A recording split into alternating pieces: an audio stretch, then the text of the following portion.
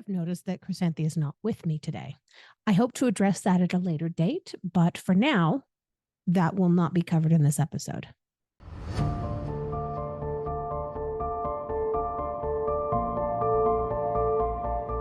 If I had just, I should have. These are emotionally charged responses that we all experience at some point in our lives.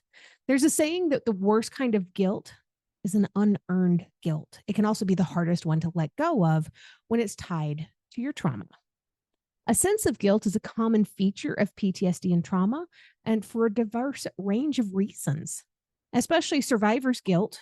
Other variations include regrets about decisions that you've made, feeling responsible for the actions of others, guilt that your mental health has affected someone else. This is all really hard stuff to deal with.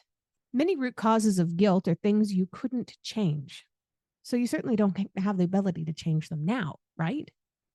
So therapy for PTSD and trauma often focuses on accepting that and dismantling and reversing your feelings of regret and responsibility and shame and all of that stuff that just gets all wadded up with it. So let's explore PTSD and trauma and guilt and a better understanding that can lead to the acceptance and that kind of release of that guilt. I have a lot of personal guilt when it comes to PTSD and trauma and the effects that that's had. I have sabotaged relationships because of guilt. I have slipped into very deep depressions because of guilt. And this was all guilt, like I already said, about things that I didn't have any kind of control over in the first place. I couldn't control it then. Why do I have guilt now over something that I certainly can't change now? Not all the guilt that's associated with PTSD and trauma comes from past traumas, though. You can feel a strong sense of regret that your condition has side effects for the people that are closest to you, of course. This can absolutely break down romantic relationships, family relationships, parent child relationships. And someone with PTSD and trauma can feel guilty about being a nuisance to medical professionals and therapists who are actively trying to help them and treat them and support them. This is something that I have heard over and over again. Oh, I don't want to go to a therapist. I don't want to tell them all of my problems because it's not their problem. They want to help you. It's the whole reason they're there. This is a real issue if you've been raised with a don't complain, don't say anything, don't make a fuss mentality, or if you have this conditioning that real men don't have mental health problems. Yeah, real men don't cry. Real men don't say these things or feel these things. It's just not true. It can lead to feeling responsible for your own challenges and regretful that you need to ask for help. Asking for help is one of the hardest things to do. And it's not because it's easy. It's not because it means you're weak. Think about that for a second. If you have a difficult time lifting up something heavy, that means that thing is too heavy for you, right? Means it's okay to ask for help from somebody else, hopefully, for you to be able to pick this up off of the table and move it to where it needs to go. It's the same thing with asking for help. If you're having a hard time lifting yourself out of that hole and carrying it and carrying this major burden that you've had to live with, it's okay to ask for help. And it's okay to not be okay.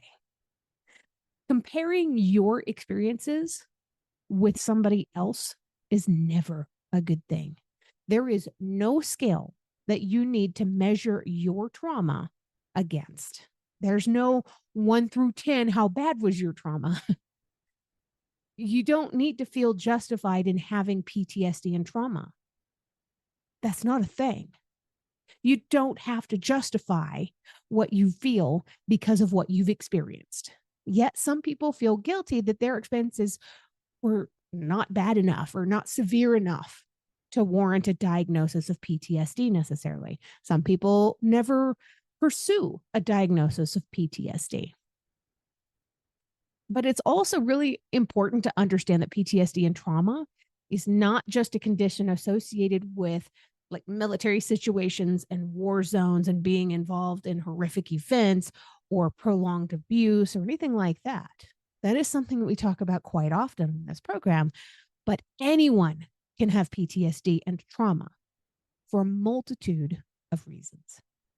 Your trauma response is real and it should exist. It is valid no matter what its origins are. Guilt from past decisions is another big issue. This is separate from feeling guilt that we'll get into later on, but guilt from past decisions,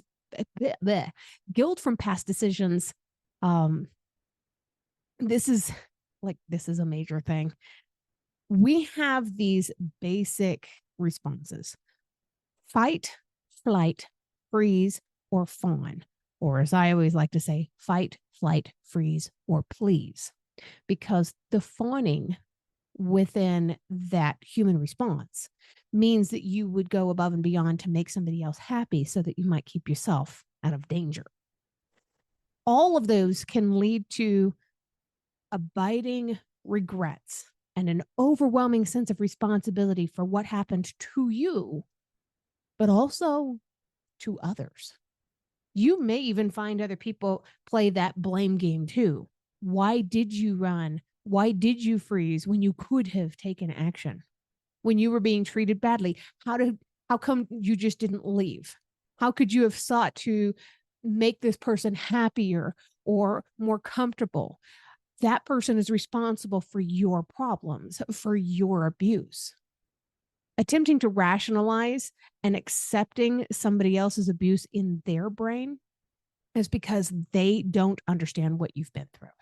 They can't wrap their brains around it. It doesn't make sense to somebody who hasn't experienced it. Don't worry about trying to defend yourself to these people. The intense regret can transition into a deep sense of shame and feeling of unworthiness and absolute worthlessness too. Going over and over what you could have done differently is a really common feature of PTSD.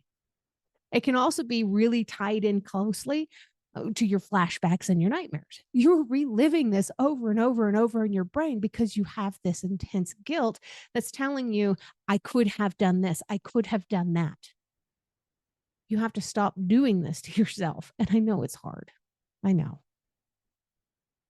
A real big part of dismantling this level of guilt is accepting that your response was instinctive, involuntary, and based on the way humans have protected themselves since the beginning of human existence.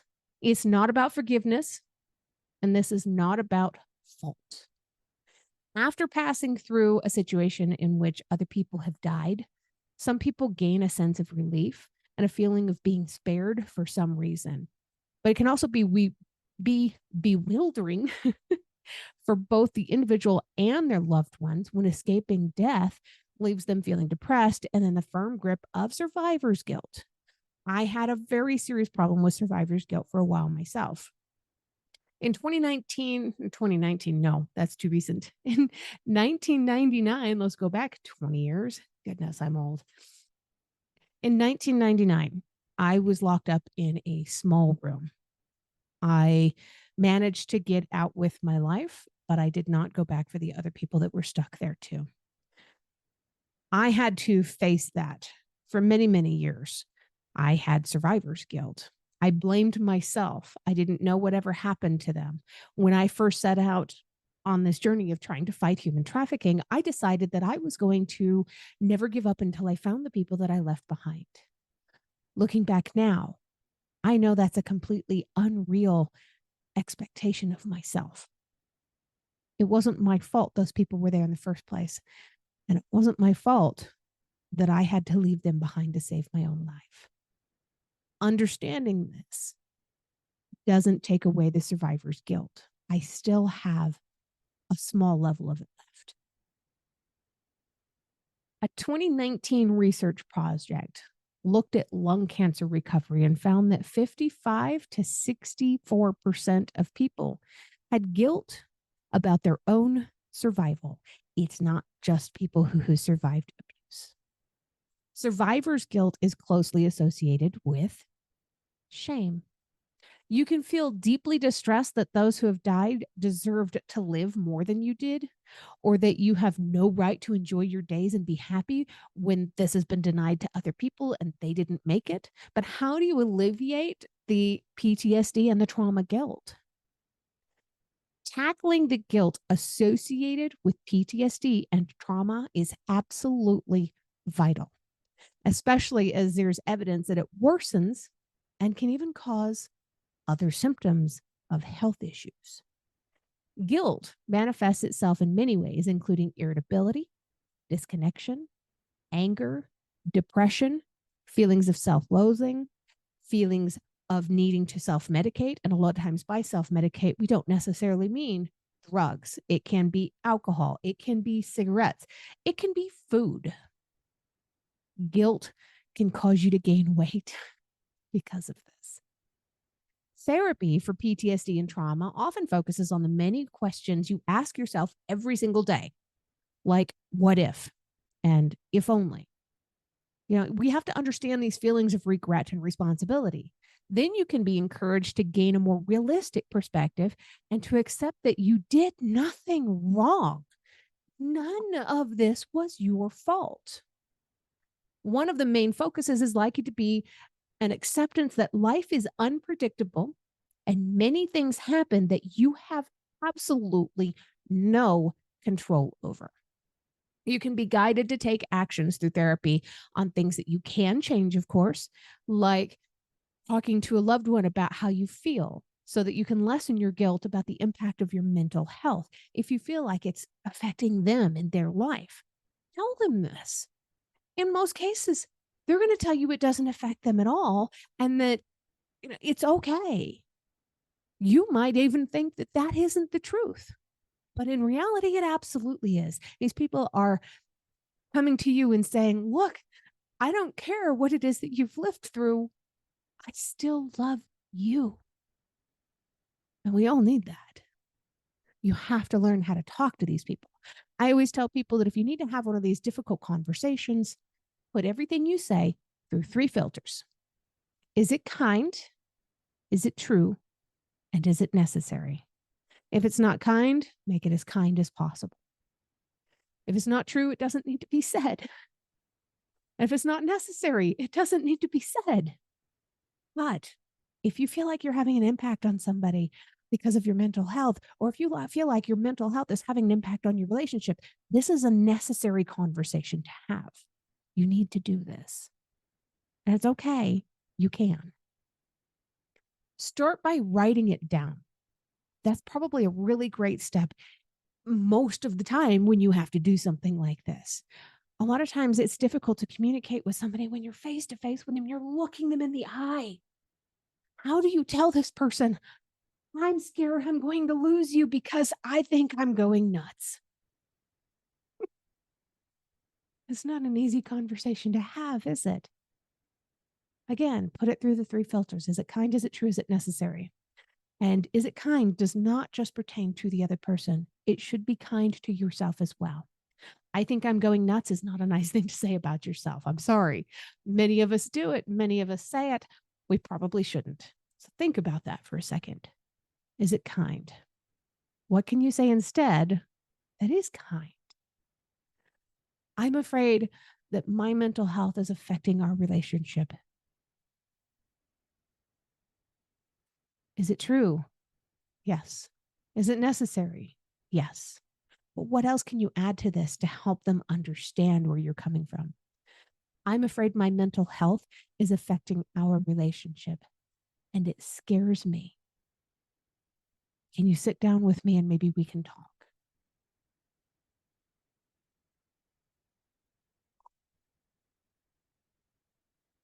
That's a lot, isn't it? The steps to dismantle guilt often pivot around the fundamental fact that you are only human. Your responses to trauma, including guilt, are normal. They're also manageable with a little help sometimes. It's really important that if you're going through something like this, Find a decent therapist, find a friend you can talk to, find somebody that you can trust who is ready to have these conversations with you. Of course, guilt is an emotion that involves feelings of remorse and self judgment. And while it can be helpful for personal growth, letting it linger or holding on to it because of your trauma can really take a toll on your emotional health. Over the course of your life, I'm sure you've probably done a thing or two that you have absolutely regretted. Lord knows I have. And most people have. Mistakes are a natural part of human growth and human development and brain development and emotional development. But that guilt still creeps in and stakes out a space in your consciousness.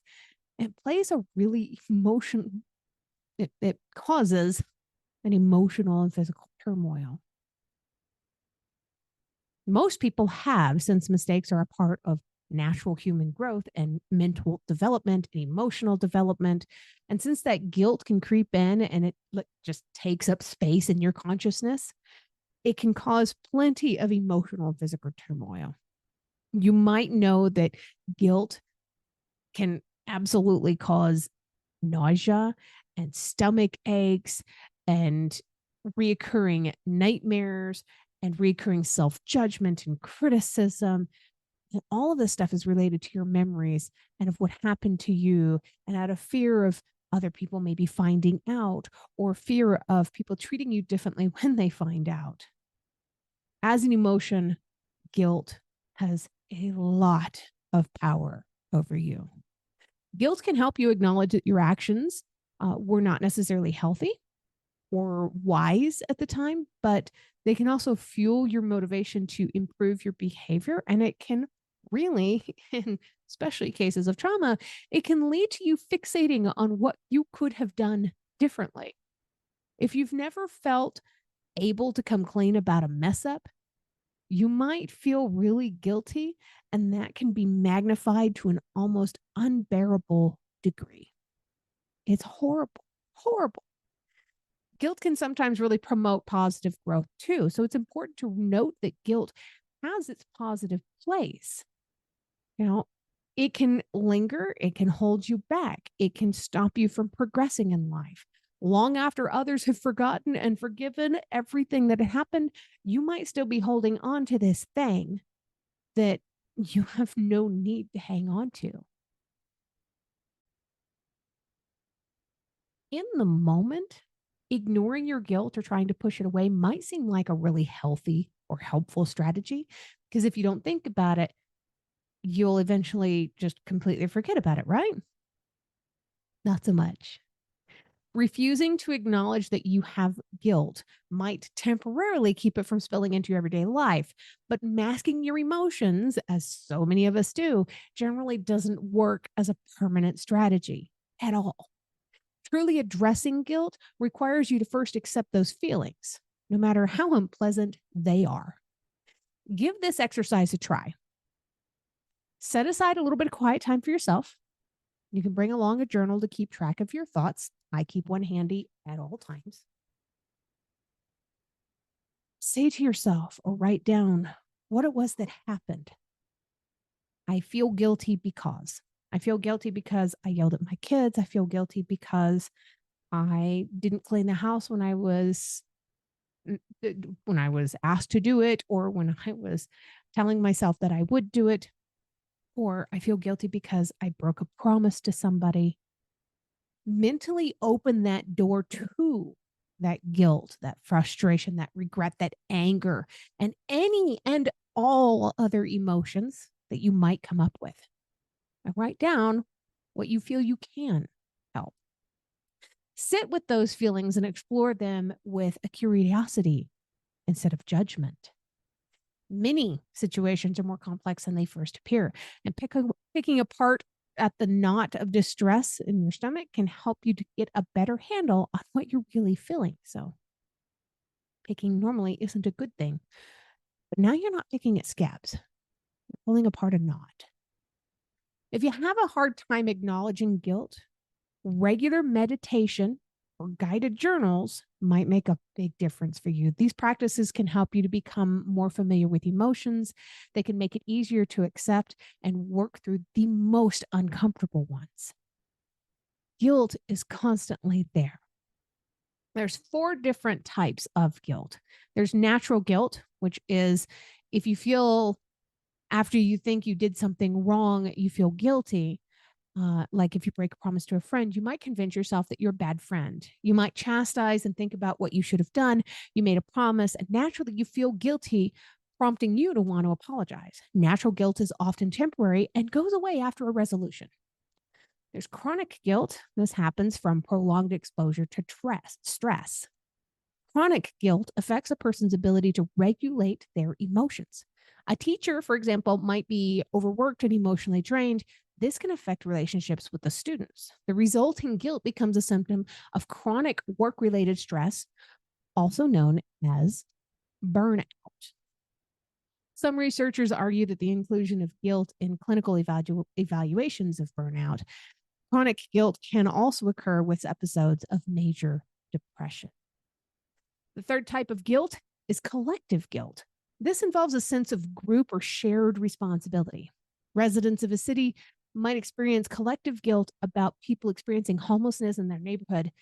In that scenario, the residents feel personal responsibility and guilt about not taking action to help. Collective guilt is harder to resolve since it's embedded within systemic problems. And it's difficult to get a lot of people on the same page when it comes to resolving a systemic problem. And the fourth one, I've already touched on once. Can you guess what it is? That's right. Survivor's guilt. Traumatic events like witnessing a large scale tragedy, going through abuse, anything like this can cause feelings of remorse and sadness. This could look like someone surviving an accident and then feeling guilty for the people who did not.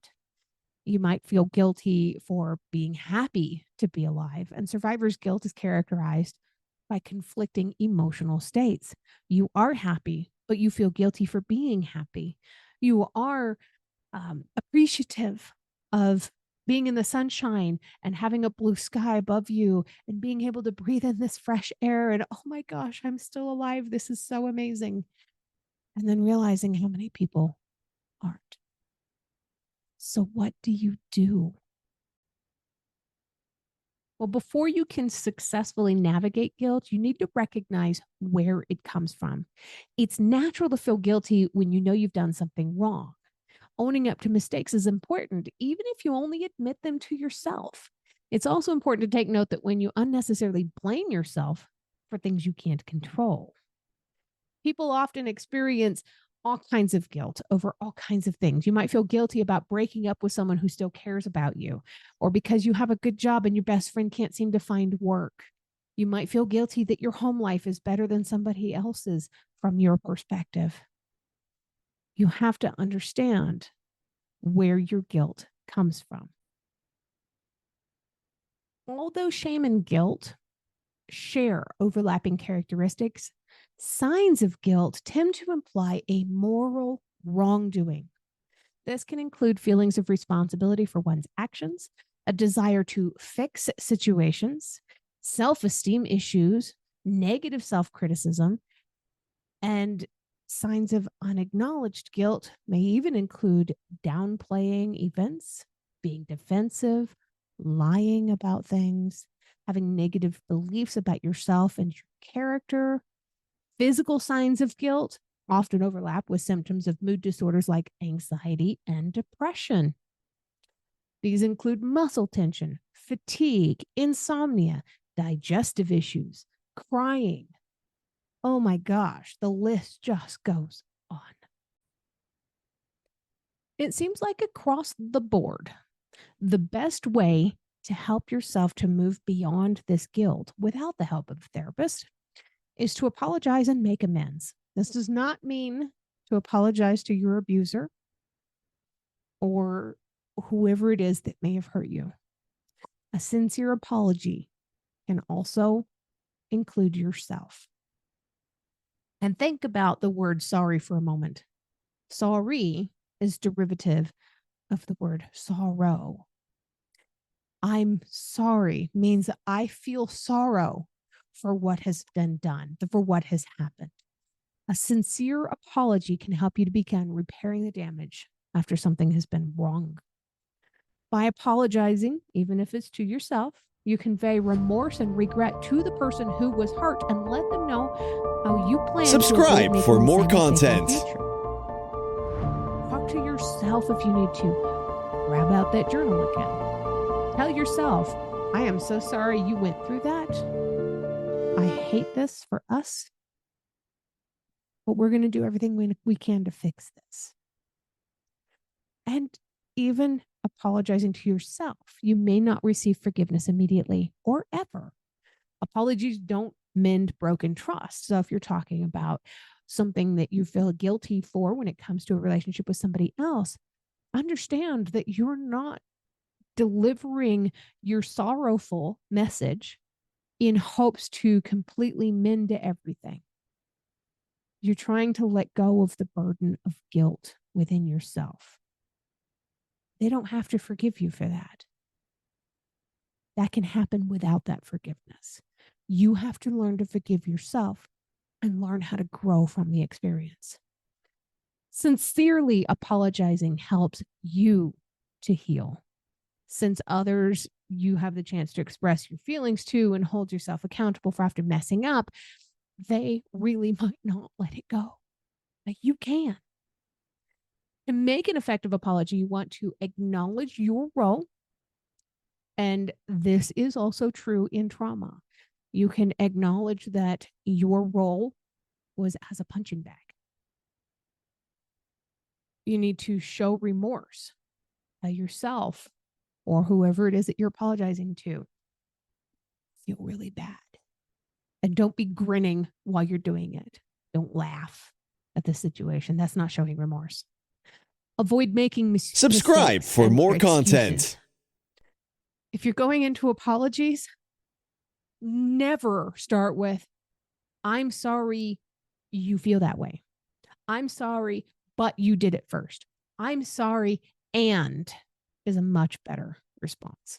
I'm sorry, and I never meant to hurt you. Following an apology with anything else is completely unacceptable. This is not an effective apology. This is not genuine. Don't make excuses. And at the end of your apology, even to yourself, ask for forgiveness. Sometimes it's the only way to really start moving through it. Guilt and shame go hand in hand. They hurt just as much as a knife to the stomach.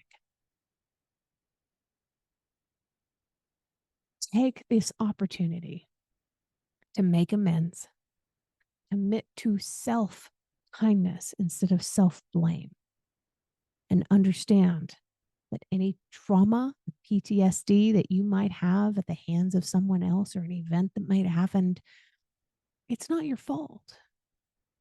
You don't have to carry the guilt and the blame and that shame for somebody else. I want to use the analogy of that mug one more time. This is my guilt and my shame.